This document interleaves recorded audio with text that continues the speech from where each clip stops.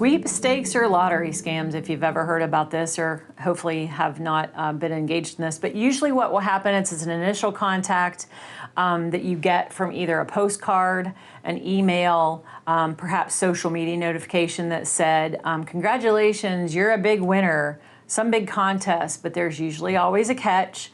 You'll be asked to pay a fee, you'll be asked to pay taxes or something else like that to be able to claim your prize or to be able to have a chance to win a prize or a better prize. That's usually what it is. Well, that's great that you won this. We want to, connect with you. Hey, if you pay a fee, then you can get a bigger prize or get more money or like the prize can be better, something like that. So anytime anybody's saying, well, you won something, but here's what you have to do to claim it, and it involves giving your personal information, giving your bank account information, paying something ahead of time, or paying something to get a better prize, that is a red flag.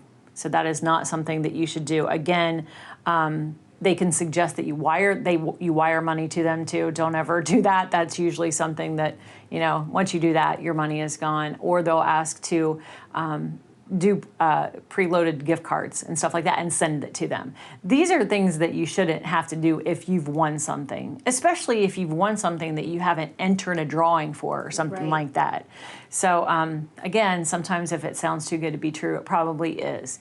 Not saying that all of those things are fraud, just please, step back, make some, investigation around it, do your due diligence, call somebody, see if that's something that, that business is actually doing, because sometimes they will use legitimate business, names or companies or whatever, but as long as you're calling them and saying, hey, are you giving me a prize for this? You're usually going to find out. Once you've sent the money on any of these types of scams that we've talked about, it's gone.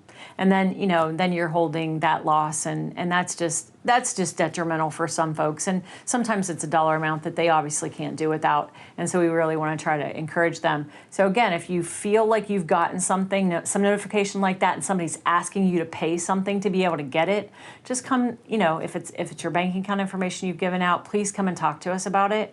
And we'll make sure that we kind of like say, yes, we've heard about that. That's been going on. Because these fraud rings usually hit areas, they'll hit local areas and then they'll move on and then they'll come back. So it's like a, cycle that we go in. So we can kind of see, yes, that's been happening. That's happened to several folks that we've heard about recently. So, and again, just, it's not going to hurt if it is a legitimate something, a legitimate prize.